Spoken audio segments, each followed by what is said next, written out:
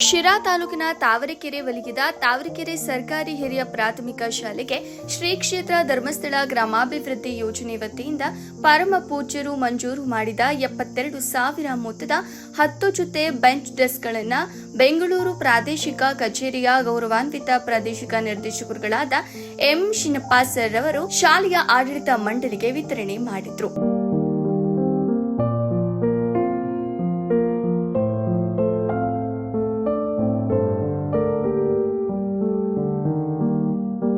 ನಂತರ ಮಾತನಾಡಿದ ಅವರು, ಜ್ಞಾನದೀಪ ಕಾರ್ಯಕ್ರಮದಡಿ ನಡೆಯುವ ಸೌಲಭ್ಯಗಳು ಮತ್ತು ಪೂಜ್ಯರ ಸಮಾನಮುಖಿ ಹಾಗೂ ಸಾರ್ವಜನಿಕ ಕಲ್ಯಾಣ ಕಾರ್ಯಕ್ರಮಗಳ ಬಗ್ಗೆ ಯೋಜನೆಯಿಂದ ನಡೆಸಲಾಗುವ ಕಾರ್ಯಕ್ರಮದ ಬಗ್ಗೆ ಮಾಹಿತಿ ನೀಡಿದರು.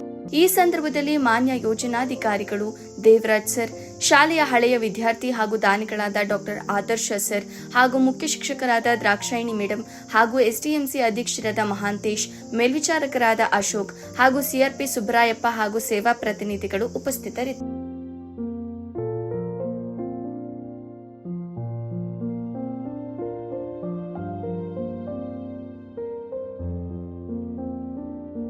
ತಾವರೆಕೆರೆ ಈ ಶಾಲೆಯ ಮುಖ್ಯವಾಗಿ ಈ ಶಾಲೆಗೆ ನಾವು ಇವತ್ತು ಶ್ರೀ ಕ್ಷೇತ್ರ ಧರ್ಮಸ್ಥಳ ಗ್ರಾಮಾಭಿವೃದ್ಧಿ ಯೋಜನೆ ಸಮುದಾಯ ಅಭಿವೃದ್ಧಿ ಕಾರ್ಯಕ್ರಮದಲ್ಲಿ ಪೂಜ್ಯರ ಮಾರ್ಗದರ್ಶನದಲ್ಲಿ ಇವತ್ತು ಬೆಂಚ್ ಡೆಸ್ಕ್ ಅನ್ನು ಕೊಡುವಂತ ವ್ಯವಸ್ಥೆಯನ್ನು ಮಾಡಿದ್ದಾರೆ.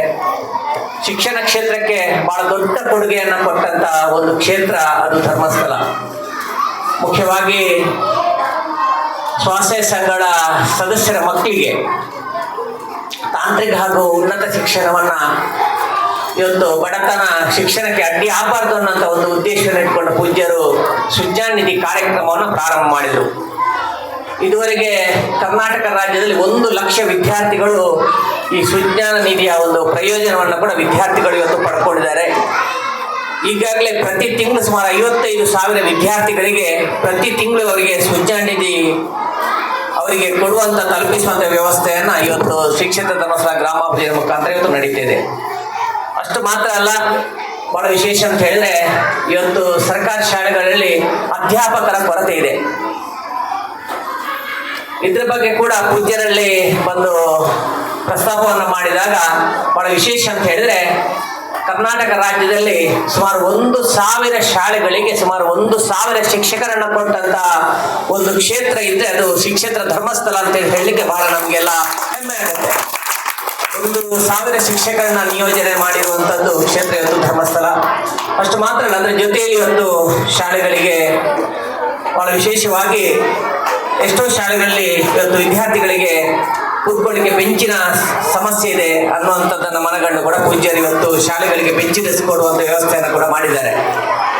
ಈ ವರ್ಷದಲ್ಲಿ ಬೆಂಗಳೂರು ನಮ್ಮ ಪ್ರಾದೇಶಿಕ ವ್ಯಾಪ್ತಿಯ ಈ ಭಾಗದ ತಾಲೂಕುಗಳಿಗೆ ಸುಮಾರು 500 ಶಾಲೆಗಳಿಗೆ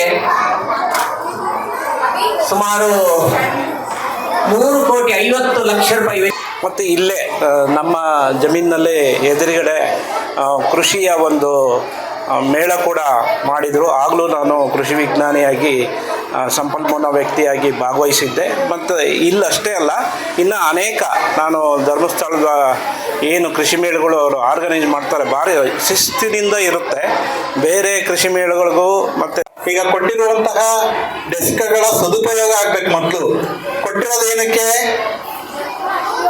ಕೂತ್ಕೊಳ್ಳೋದಕ್ಕೆ. ಅದ್ರ ಮೇಲೆಲ್ಲ ಕಿತ್ತು ಮಾಡೋದು, ಬರೆಯೋದು, ಆಮೇಲೆ ಬೋರ್ಡ್ ಎಲ್ಲ ಕಿತ್ತಾಕೋದು, ಆ ಥರ ಎಲ್ಲ ಮಾಡಬಾರ್ದು. ಗೊತ್ತಾಯ್ತಾ? ಇದನ್ನು ಸದುಪಯೋಗ ಪಡಿಸ್ಕೊಳ್ಳಿ.